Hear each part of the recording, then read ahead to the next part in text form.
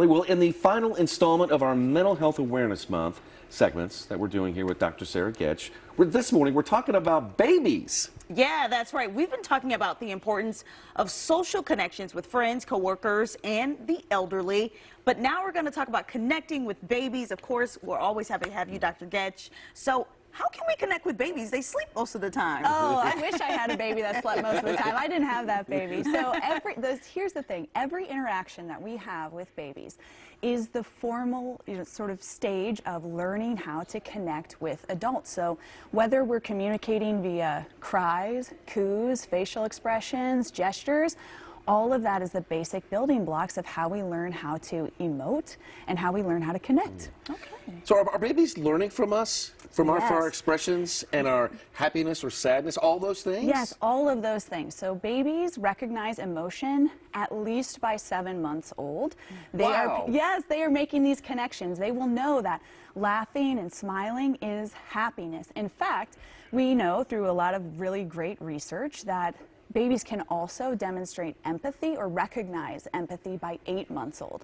So you might be asking, Dr. Getch, how in the world does a researcher know that a baby understands what empathy is? Well, researchers are very clever, and what they do is they'll have babies attend to either a stuffed animal helping another stuffed animal or a stuffed animal thwarting the efforts of another stuffed animal. And babies prefer the helpful one.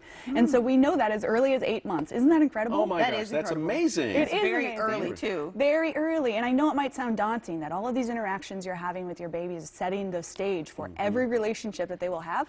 But I think it's hopeful. I think that's a roadmap for us in helping our babies form relationships and connections. Yeah, you described it last week as building blocks. Building blocks, yes, the basic building blocks, which babies like blocks too, right? Oh, yeah. So how can we help our babies interact with others, whether you're a parent or a caregiver? Maybe you have that baby who only loves mom or dad. Yes, yes. So, you know, my grandmother, although she was way ahead of her time, she used to say to me, Sarah, never stop talking to your babies. Always talk to your babies.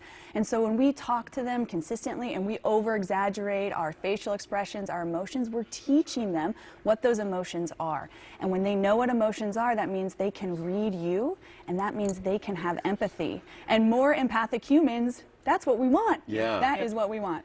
Okay, let's dive into the research here, Doctor, because the university, Kansas City University, launched a study about babies and emotional recognition. Tell us a little bit about the results and what you saw. So I have an amazing faculty member. Her name is Dr. Nikki Zieber, and she has a baby development lab at KCU where she is studying cognitive development of babies. So if anybody's interested in contributing to the research, they can look at the website or the number that's on the screen, and they can call and they can be a part of understanding the basic building blocks of connection. I love that. Well, so this is ongoing then, right? It's ongoing. So, you know, we're looking for babies who are between, I think, 5 and 7 months or 4 and 7 months. Okay. And Dr. Zieber will tell you exactly what you need. But you'll come in and you'll sit with your baby on your lap, and they'll look at a computer screen, and then we'll track their eye movement, and that's how we know what they're attending to. And when that is how, again, how we demonstrated empathy earlier, but that's what we'll be practicing here in the research lab.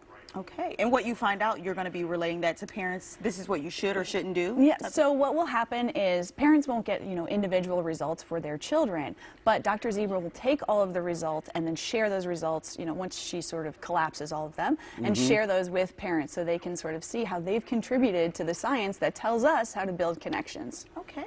But do you expect to learn even newer stuff, even more new stuff, more different? Always newer stuff, always newer stuff. And so, you know, every time that we are working on a new project, we're testing out a new hypothesis to sort of see, well, is this a better representation of what babies are learning, or is this a better representation? So every time we're learning new and contributing to the science overall, and hopefully, you know, creating better humans. Yeah.